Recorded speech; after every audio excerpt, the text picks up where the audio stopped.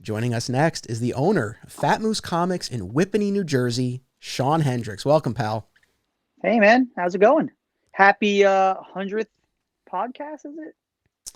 That's right. 100 episodes of My Comic Shop history. Thank you for being part of this celebratory installment. And thank you for being part of the show. You joined us in season 3. That was your first appearance. And you've continued to make appearances since then. I'm curious, again, you've been on the show a bunch of times. We've talked about a number of topics. Do you have a favorite appearance of yours? Wow. All right, so we're not talking about the video pods we've been doing. We're talking about just the actual My Comic Shop history audio podcast. Yeah, and for anyone who has not been following, you and I have been doing a YouTube series called Comic Shop Team Up. We've done 11 episodes. The 12th episode, the finale, drops next Monday. So anyone who hasn't checked that out, go to the Anthony Desiato YouTube channel. They've been a lot of fun. They've been, 15 to 30-minute shots where we're just talking about life in and out of the comic shop. It's really been a lot of fun. But yes, I am referring to your My Comic Shop history appearances. If there's anything that stands out. Well, you never forget your first time. Yeah, the first podcast where you came here to Fat Moose and Matt owned the store, and you and me and Matt sat down in the main part of the store after hours, set up the little table, you set up your recording equipment. I was excited because I had listened to season 1 and 2. I was, as you remember, I was very familiar with what you had discussed and the people you had talked to. Matt, on the other hand, he was like, "The hell's a podcast? And why do I care?" I'm like, "Dude, just come with me. We're doing this." He was always a bit of a troglodyte. He didn't like to embrace a lot of technology, and he just was like, well, "What's this going to do for me?" I'm like, "Dude, just come on." But that first podcast, I remember it was springtime, perhaps. Yeah. And the store gets very muggy very quickly, but we had to turn off all of the air conditioning and the fans so as not to have background noise. And as the podcast progressed, we got progressively stickier and sweatier, and it just that's a good one that it wasn't a video podcast, because as we're talking, we're all like, yeah. So anyway, that one was a lot of fun. I enjoyed our ZapCon appearances, even though the audio got pretty terrible. Yeah, the audio Right? on those was Yeah. rough. You and I made a couple of appearances at Zap Comics' own convention that they run. We did it 2 years in a row. Each time we did a live book club discussion, and I recorded it. The intention was to plug into their sound system and record a relatively clean audio file. And, I brought my recorder and various cords, and to this day, I couldn't tell you what the issue was, but it wasn't to be. So all I ended up doing was just placing the recorder on the table in front of us. And, there's a lot of background noise because there's a comic convention happening. And so, yeah, Yeah. the sound quality was quite poor, but, it was still fun. Well, the first one where we discussed Batman, what is it White called? Knight. White Knight. Yes, that one wasn't bad because we were in like a little side room. Yeah. But the year after, where we discussed Tom King's stuff on Mr. Miracle and the Vision, we were just like smack dab in the middle of this gymnasium or whatever, and just the echo and everything. But they were still a lot of fun discussion wise. And that I was technically a guest. I was working at Fat Moose at the time, but I was a featured guest at ZapCon, so I got the like VIP badge. I could like go into the back room and grab a donut and whatever. And I remember I would both years I got a lanyard, so I'd bring them in here to Fat Moose and tease Matt like, "Oh, look at this! I'm playing for both teams. I'm a good friend of Zap. If you ever get on my bad side, I'm just gonna go work at Zap." Now I own this damn place, so yeah, that's probably not going to happen. It's funny you say that. I didn't put this together, but, you took over as owner of Fat Moose Comics at the beginning of 2020. Yeah. At the time, Zap was planning that year's edition of their convention. It ended up getting Mm-hmm. canceled because of the pandemic, but they were moving forward, early in 2020.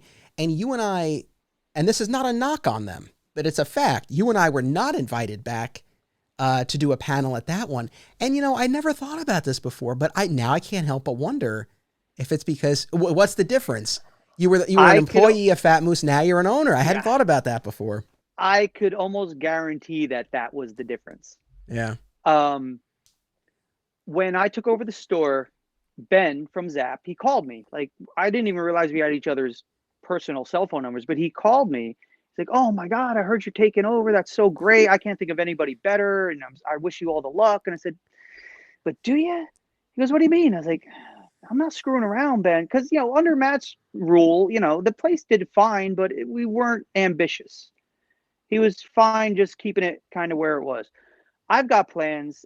Obviously, they were kind of, screwed with the COVID thing. But I said, "Ben, are you sure you want me to do well? Because I'm planning on doing really well. I got a lot." I said, the collection I'm sitting on, that's all going to be here. He's like, oh, yeah. Oh, man. Yeah, you're going to be a problem, aren't you? I'm like, "Oh, I'm going to be a big problem." Now, it hasn't happened yet because of obvious reasons with COVID and everything else.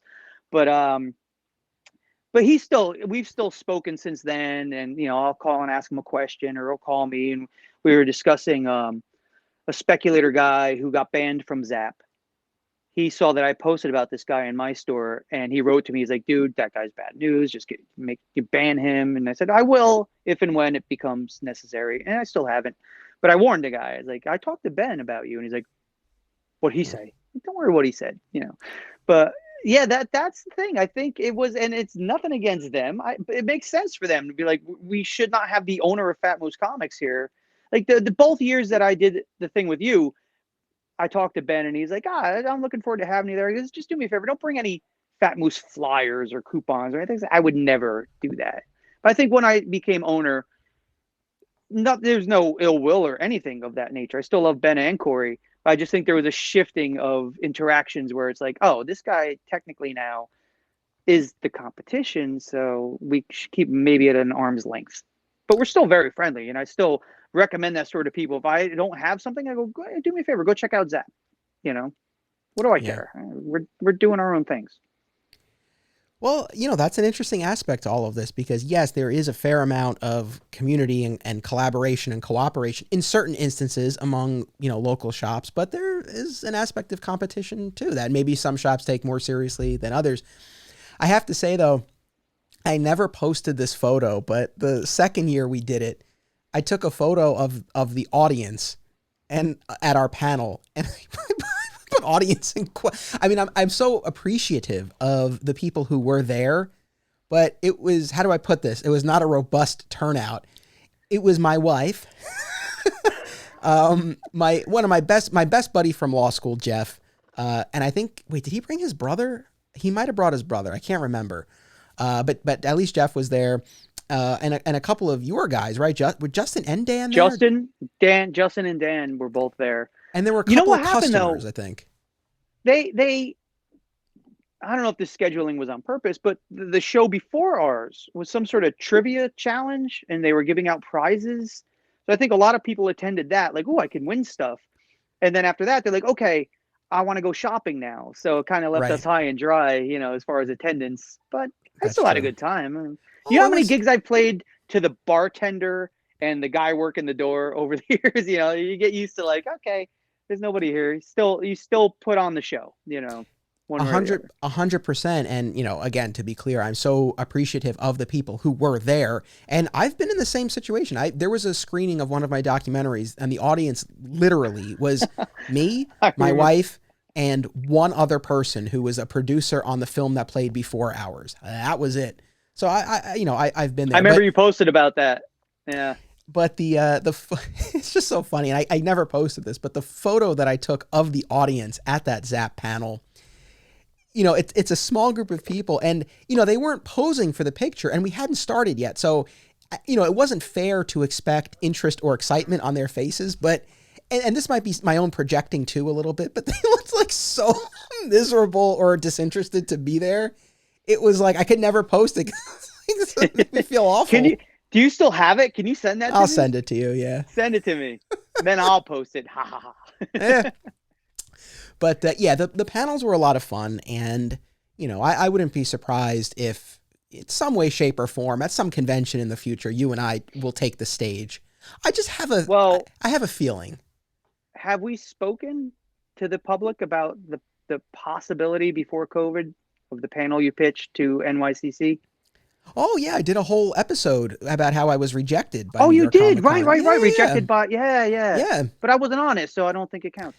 Yeah. So I had pitched a panel to New York Comic Con. Again, this was before COVID. But they ended up having a virtual version of their convention, and my panel idea was rejected. But it was to feature you, Gabe, who at the time was an employee at Torpedo Comics, and like you, is in my comic shop country. Wait, sidebar. Yeah. I know that's how lawyers talk. What? Why doesn't he work there anymore? Was there an issue, or I mean, Oh is no, he he just just left moved? for a No. different career opportunity. Yeah, he switched career Okay. paths. Yeah. Just curious. Cool. No, no. And the third panelist was to be Mark Waid, Mark Waid. legendary comics creator and fellow My Comic Shop Wade. Country cast member. But, again, it was not, it didn't pass muster with the New York Comic Con programming committee. So it wasn't to be. And I did an episode with Jermaine, Lord Retail from Acme Comics at the beginning or at the end of 2020 called Rejected by New York Comic Con. So I did talk about it. But yeah, there was that potential that you and I were going to be on stage with Mark Waid. I lost sleep over the possibility of that when you told it, Aww. and I was honored that you were like, well, if anybody you could have had, me, like, the hell, I'm nothing. So I was so excited. I even told Justin, I'm like, dude, you're my plus one.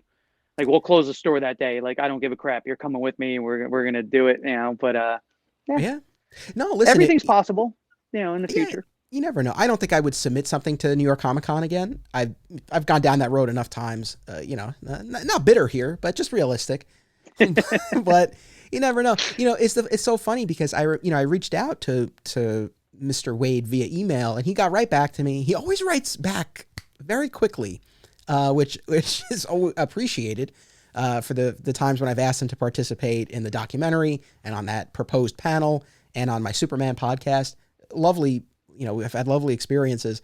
And he wrote right back, and he said that because I guess he doesn't always go to New York Comic Con, but that he was planning to go that year, and he was on board. And he's an East Coast guy though, right? Well, I believe he grew up in the Midwest, but he lives in California now. Oh, he does. He's a West Coast. He's one of them. Yep. All right.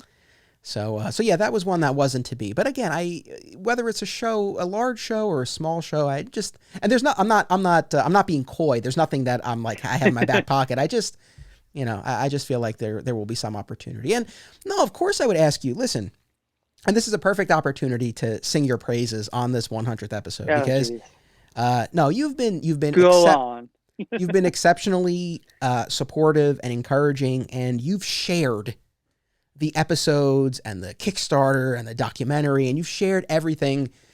There aren't many in your category of, the frequency and the enthusiasm of posts and all of that. And I know you tell people too, when they come into your shop. So, I really appreciate it. And it's been so fun, getting to know you in general and getting to know you through these episodes. I can't turn it off, man. It's just, I don't understand why every person who was even tangentially involved with the movie isn't singing its praises to the heavens. Like it's such, what you did was so cool and so well done and so important, to show every aspect of it, the highs and the lows, and a giant shop like Torpedo, and then a tiny shop like mine, which wasn't even mine at the time. But, just to be included in that, like it was so great, and I'm eternally grateful to it, and I will always support everything you do. No, well, I appreciate that, and and again, in fairness, a lot of participants in the movie, did share the word, but again, I mean, I think you really took it to another level.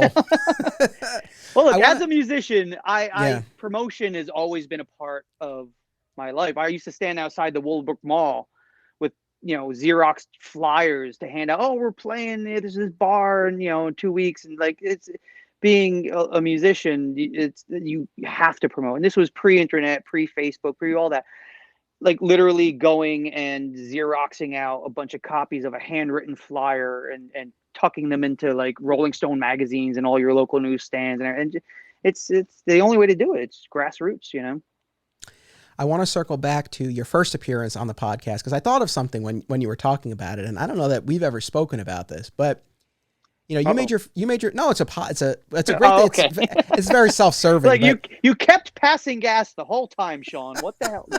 I've been sitting on this for years. It's time to finally clear the air. No, so no pun intended. Yeah.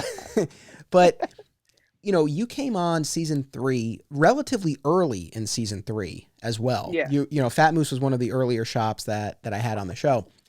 In seasons 1 and 2 of this podcast, My Comic Shop History, it was my buddies I had on the show, you know, in pretty much every instance. Certainly in season 1 when we were talking about alternate realities, and then season 2 talking about collecting.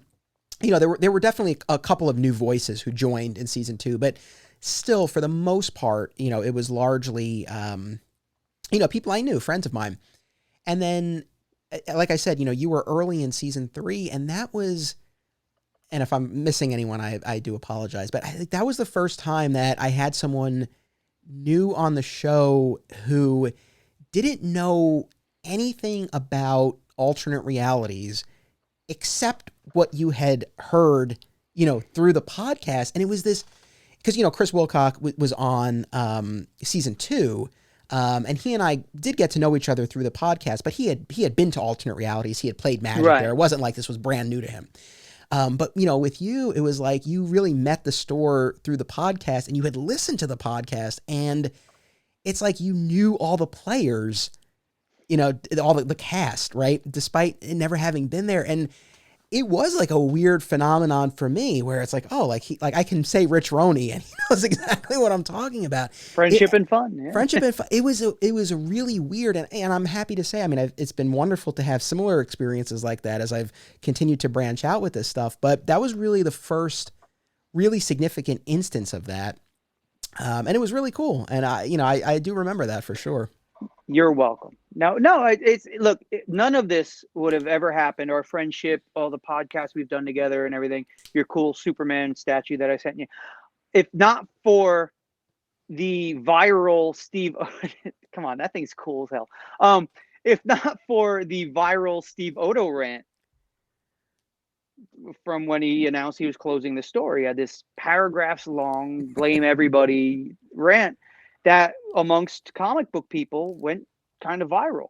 And that's how I first discovered it. And through that, through a little backtracking, I found that you were doing a podcast about the closing of the store. And I absolutely was enthralled by it. Like, I want to know, because, you know, this store was always so close to closing. When Elon decided to move, it was like this close to being gone. And then Scott took it, but then Scott wanted out, and then Matt took it. And we know through multiple podcasts how close it came to closing before I took it over. So to hear the history of a store and the current thing of a store that's actually closing, you know, when Pat closed Pegasus Enterprise in 2002, I was still busy out and about being a madman. So it upset me that he closed, but I didn't know the ins and outs of it. I never really talked to him about why and how and what's his plan moving forward. I was more like, shit, I got to find a new comic shop. But with your podcast, speaking with Steve, speaking with the customers, speaking with the customers' wives, even, you know, like I was like, really got a full picture of what this all entails. Like when you close something that's been around that long, that means that much to so many people. Like, if not for that, to be honest, I don't know if I would have taken over this store. If not for your snapshot of what that store meant to your people and how much it affected everyone.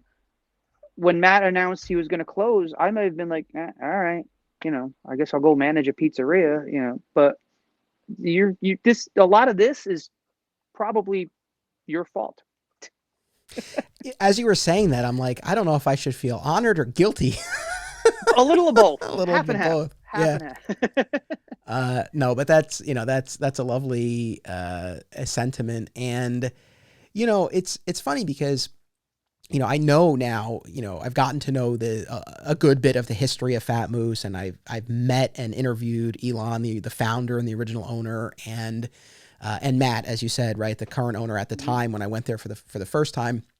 And so I am aware of that, and I respect those guys, and Scott as well, that, you know, the folks who started it and kept it going before it went to you.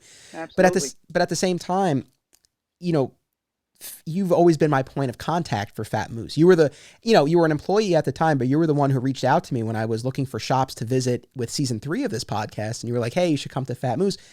So you brought me in. And again, yes, Matt was, and I guess in theory, Matt was like the main interviewee for that first episode as the owner. Sure. But, you were there and you had the history with the store. And, now to see you take over the shop, and now you are the Fat Moose. It's like, it's been great to see it. But again, in my mind, it's like, and, I think other comic shop customers will identify with this, that, it's so much of what forms your impression of a shop is who you have that contact with. And yes, in many cases it is the owner, but not always. And even for us at Alternate Realities, there were like all of us, I would say the vast majority of customers immediately, think of Steve, the owner, of course.